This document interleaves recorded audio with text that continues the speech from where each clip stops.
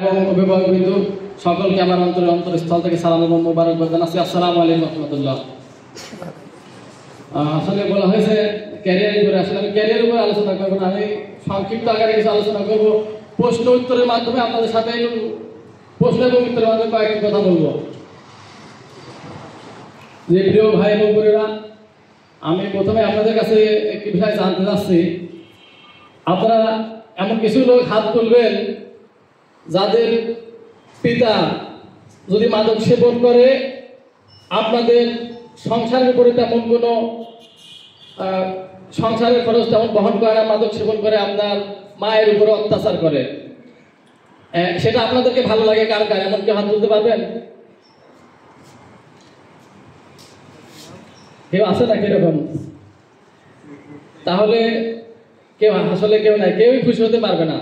যদি আপনি মাদক সেবন করি, তখন আমার পরিবারে আমি যখন আপনি বড় হবেন, মাদক সেবন করে যদি আপনার সন্ততিকে যদি কষ্ট দেন, পড়ালেখার খরচ ঠিক মতো না দেন, খাবারের খরচ ঠিক মতো না দেন, পরিবারের লোকের উপর অত্যাচার করেন, তাহলে আপনার সন্তানরা কি ভালো থাকবে? আপনার স্ত্রী ভালো থাকবে? থাকবে না। আর ঠিক এখনই যদি আমি মাদক সেবন করি, আপনার মা কি খুশি থাকবে? আমি আপনার যদি মাদক সেবন করি, আপনার মা কি খুশি থাকবে? না, আমার সন্তান না করতেছে, ইনকাম করতেছে, মা পড়ালেখা করতেছে, মাদক সেবন করে, খুশি থাকবে? থাকবে না। এমন কিছু ভাই এবং বোনেরা হাত তুলবেন এখন যে তাদের পিতা এবং মাতা চরিত্রহীন। যদি কেউ জানে যে আমার পিতা এবং মাতা চরিত্রহীন, সেই সন্তানরা খুশি থাকে, ভালো থাকে, যে আমার কোনো সমস্যা নাই, আমি আমার মতো স্বাধীনতা পাচ্ছি, চলাফেরা করতে পারছি। এরকম কেউ আছে নাকি?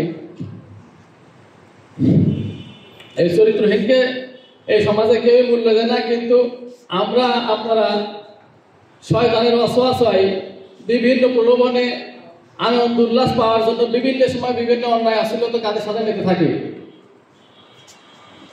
প্রিয় ভাইরা, আরেকটি প্রশ্ন, এই যে বর্তমানে যে মুসলিম বিশ্বে যে ফিলিস্তিন বা যে কোনো দেশে মুসলমানদের যে অন্যায় অত্যাচার হচ্ছে, এটা দেখে আমাদের কার কার ভালো লাগতেছে? কারোরই ভালো লাগতেছে না। আল্লাহর নামে গালি দিলে, রাসূল সাল্লাল্লাহু আলাইহি ওয়াসাল্লামের নামে গালি দিলে আমরা অনেক কষ্ট পাই, মনে চাই যে তখনই তৎক্ষণাৎ তাদের বিরুদ্ধে যুদ্ধে নেমে পড়ি।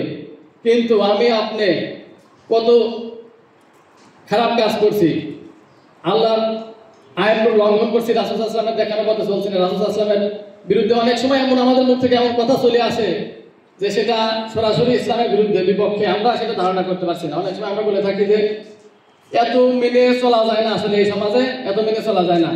আপনারা বর্তমান বিশ্বের সাথে তাল মিলিয়ে চলতে চাই।